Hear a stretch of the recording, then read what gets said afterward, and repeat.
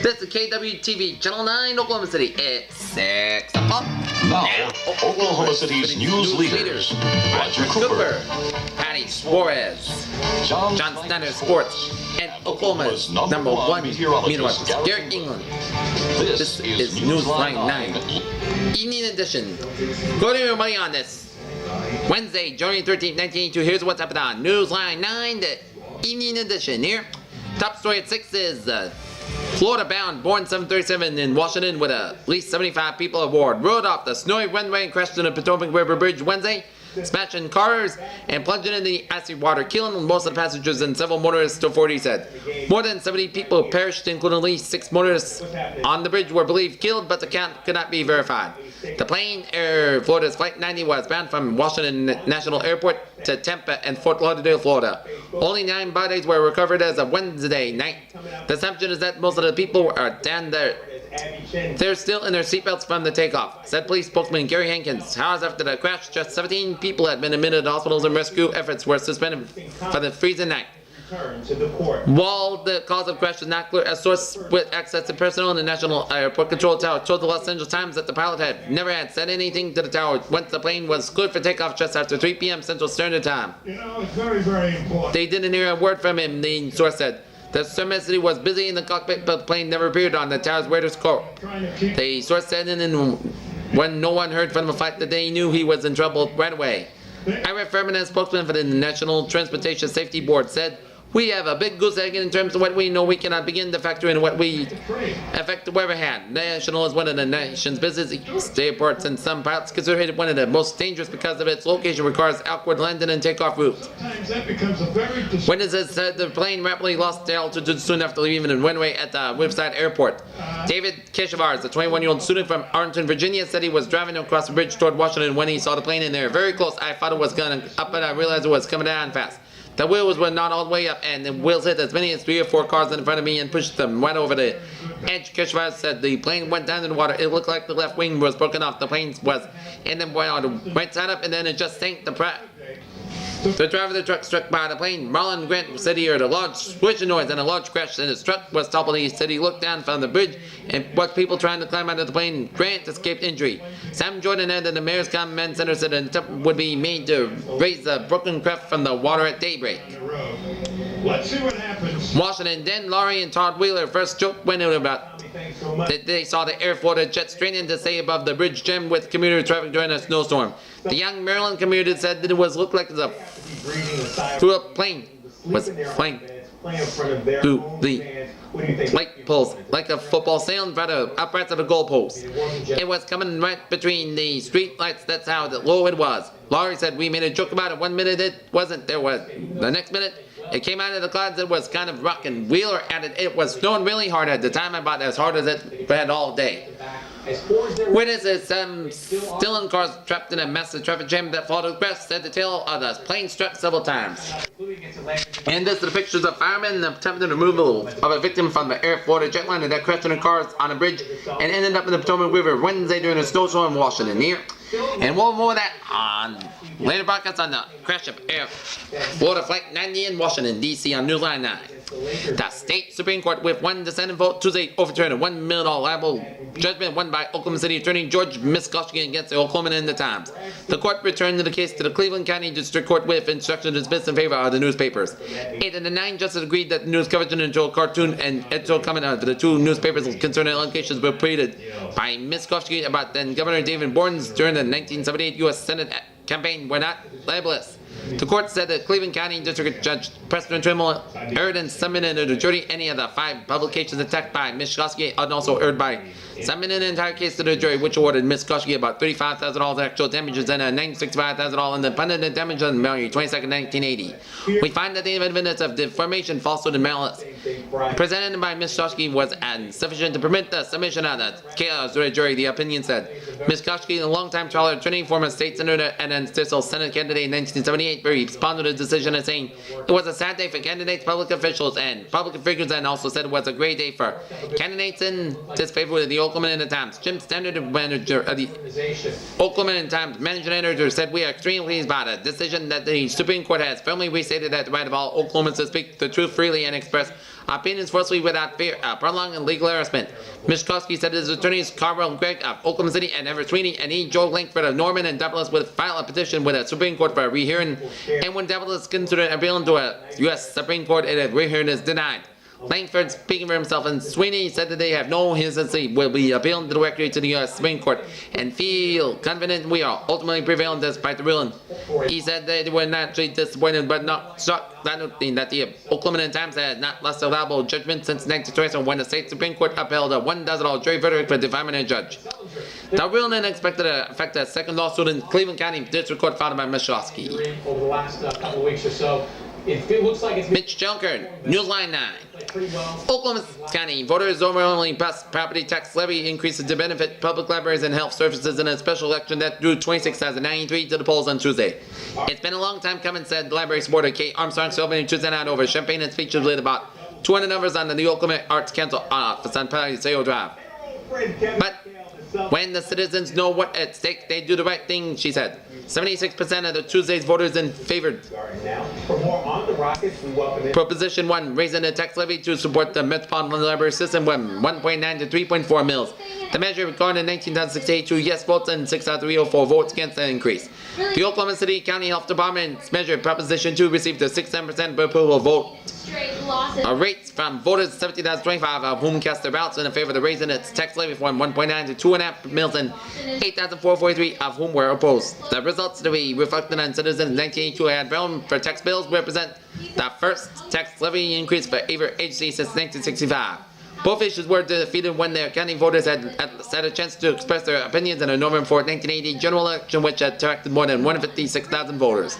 The tally saw the library proposition edged by 6,047 votes or 4% of the total electorate, and a health question tracked by 48,293 votes or about 30%. Tuesday's turnout exceeded by prediction by a third, said Larry Lucas, co-chairman of the Citizens for Library Support, who's estimated about 600 volunteers to help canvass that for votes by the tax levy hike. I'm astonished at the figure, Lucas said, particularly with the adverse weather forecast. The interim health department director who paced the tallies of the county election board office as the votes were added became supervision when the result of the health tax levy was finalized shortly after 9 p.m. Thank you, library. Tommy White shouted to a library executive when he heard the news. Let's not wait another 17 years to get together, he said, crediting the library supporters for forgetting that the favorable vote. White said, the health department has been received when he would have to remove the organs, arms, and legs of our operation. Administrators of the library system and the health department had warned that they would be forced to cut service to the mill levy increase did not pass this time around. In the library, 1.5 mil, 1981, 11.78, 1982, 20.08, and health, 0.6 mil in 11.78, and 15.50, 1982, 23.56 mil in 81, and 36.58 in 82. Peter Wiggins, Newsline 9. Detroit, the United Auto Workers and General Motors Corporation agreed Tuesday that any labor cost savings won by the number one automaker in current talks would be passed on to consumers as lower car prices, UAW President Douglas Frazier said. There'll be no concessions to General Motors as such, Frazier said. GM benefits from this agreement in the sale of more cars, which in turn will mean more jobs for UAW members. GM Chairman Roger B. Smith said the company welcomes UAW's historic proposal. We are prepared to respond to significant reductions in labor costs with equally significant reductions as begin immediately in the consumer prices of all GM cars and trucks sold in the United States, Smith said. The agreement also calls for the equity of sacrifice among GM's salaried and hourly employees and any wage and benefit reductions, Frazier and Smith said. Against a team like this. Running is a good thing. Frazier said the union representatives made the same proposal by the Ford Motor Company Tuesday afternoon, but the proposal had not yet been accepted by Ford.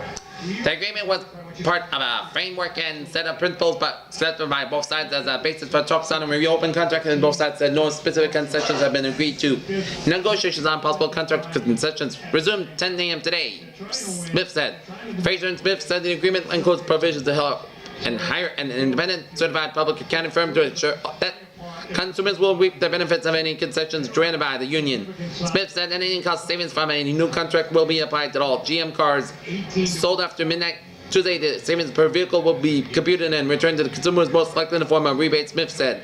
If no concessions are negotiable between the UAW and GM, Tuesday's proposal will be moot, Frazier said. The announcement came after a 20-minute meeting of GM and UAW negotiators Tuesday afternoon, but Frazier said the agreement was reached in the morning. He said initial discussion began in mid-November. The UAW had emphasized at a preliminary meeting that the automaker could not expect Join as many concessions as Crystal Corporation and U.S. Crystal Loan Guarantee Board when won from the union last year. The Houston Rockets, more on the Rockets after this. Washington, a federal judge refused Tuesday to dismiss the government's antitrust suit against the American Telephone and Telegraph Company and charging that both sides had been trying to escape submitting their proposed settlement to a full public hearing. This court makes much certain that the public interest is satisfied, and I expect to do just that. U.S. District Judge Harold H. Green said the case is not dismissed. The judge emphasized that he was not commenting on the merits of the settlement agreement, saying that I'm delighted that I have a settlement been reached, but he said was concerned somewhat as less strict legal procedures may not have been followed in reaching an agreement. Green ordered that both parties advise them Monday whether they will submit the matter to a public hearing that the judge can conduct under the 7410 Act. That allows third parties to challenge consent agreements during a 60-day comment period. Attorneys for both the AT&T and the Department of Justice said that they were willing to have the settlement explained in a public hearing, although they disagree with Green that they are legally required to do so. The law does require such submission under the 10 Act that Green would have the power after the public hearing. On the biggest day of his life, former U.S. Attorney David Russell is sworn into office as a U.S. District Judge for the Oklahoma City Federal Court. U.S. District Judge Fred Doherty issues the oath of office amid a courtroom full of relatives, friends, and politicians and other judges across the state. Polish officials said they will elect to end martial law by February 1st, as well as hold Lake Wallace and talks to the future of trade unions. Representatives of an Oklahoma City neighborhood say a homicide prefaced by a string of burglaries is residents and prepared to take the law into their own hands. The State's Corporation Commission said its refusal to law Public Service Committee of Oklahoma has issued a $70 million bond package to approve the need for the Black Fox nuclear power plant is reversed by the state Supreme Court. President Reagan's refusal to sell advanced fighters to Taiwan not only discredited his own word, but cast further doubt on the integrity of U.S. foreign policy. America's compounding center, a trio of rockets. Walter Mondale, speaking at a press conference in Oklahoma City Tuesday, urged state lawmakers to approve the Equal Rights Amendment to move our nation to a more just path. Okay. Ice and snow trailing a deadly cold wave that has killed 111 people in the devastated Florida's billion-dollar citrus crop grazed to a southern United States from Texas to Georgia Tuesday, turning highways into skating rinks. Sleet and snow fell in a 1,200-mile swath from Del Rio, Texas, to across Louisiana, Arkansas, Mississippi, Tennessee, Alabama, and Georgia, creating emergencies in many southern cities ill-prepared for Arctic weather. Louisiana Governor Dave Treen called on one unit of the National Guard put the rest on standby and ordered all state agencies to be prepared for a disaster. We expect the worst winter weather that North Louisiana has ever seen since it began reporting weather information. Send Don Bulger, Secretary of the Public Safety Department, the people are in a lot of danger here. In and out of Dixie, Atlanta's downtown area was jammed. The streets were blocked by motorists unable to cope with a slippery pavement. 4 police cars were wrecked in normally balmy Corpus Christi, Texas, as officers worked to block up icy streets and highways. In Houston, police instituted foot patrols for the first time since the 1950s. Police in New Orleans have hurried by multi-car smashes around the city, urged drivers not to report minor accidents. The 24-mile bridge across Lake Pontchartrain was closed because of the ice, as well as several stretches of Interstate 10. Many schools in Tennessee closed as roads became hazardous, as well as some businesses and state offices. The freeze in Florida pushed cold temperatures far below records set a cold snap a year ago, causing extensive widespread damage to the citrus and vegetable crops. Last year's mid-journey freeze crop left about $500 million in damage to the state's crops. A shortage of pipeline capacity in Texas has forced curtailments of natural gas to schools and factories, forcing school closures in wide areas of the state.